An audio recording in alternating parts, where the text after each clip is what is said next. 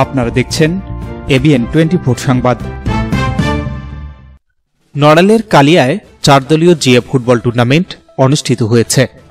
শনিবার সকাল 11টায় উপজেলা বাউইসোনা ইউনিয়ন বিএনপির নেতাকর্মীদের আয়োজনে বাউইসোনা মাধ্যমিক বিদ্যালয় মাঠে এই ফুটবল টুর্নামেন্টের উদ্বোধন করেন নড়াইল জেলা বিএনপির সভাপতি বিশ্বাস জাহাঙ্গীর আলম।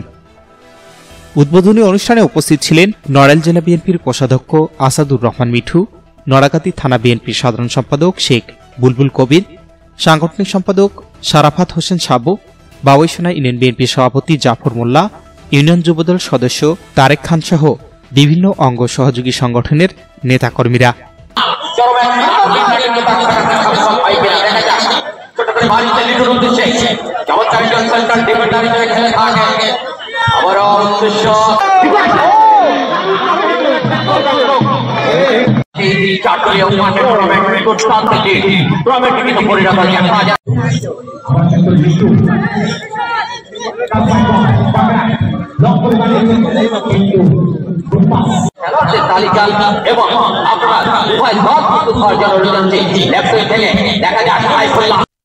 এ সময় প্রধান অতিথি বিশ্বাস জাহাঙ্গীর আলম বলেন, 4 দলীয় জিয়া ফুটবল টুর্নামেন্ট আয়োজন করা হয়েছে।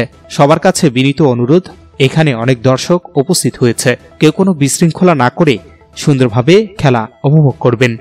ফুটবল টুর্নামেন্ট এখানে খেলার প্রথম পর্বে হলো বাগেরহাট বনাম খুলনা। শুরুতে আমি যারা আপনারা প্লেয়ার আছেন তাদের কাছে আমার বিনীত অনুরোধ, এখানে অনেক শত শত দর্শক আসছেন, আরো এরপরে আরো আসবে দর্শক। তো আপনারা আসছেন মূলত এখানে খেলা দেখানোর জন্য, অন্তত দর্শকরা যাতে সন্তুষ্ট হয় সেই দিকে আপনারা একটু খেয়াল রাখবেন। Shahinur Rahman, news desk, ABN 24।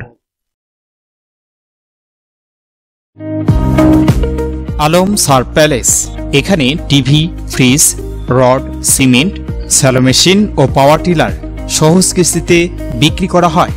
Proprietor Mohammad mister Alam, স্থান Khalaspir, Pirganj, Rangpur. Easy by electronics, এখানে খুচরা ও পাইকারি এবং সহজ কিস্তিতে সিঙ্গার, যমুনা ও অল্টারনি ফ্রিজ সহ সকল পণ্য বিক্রি করা হয়। প্রোপাইটার মোহাম্মদ আব্দুর রাজ্জাক মণ্ডল, স্থান উপজেলা পরিষদ সংলগ্ন জামতলা রোড, পীরগঞ্জ, রংপুর।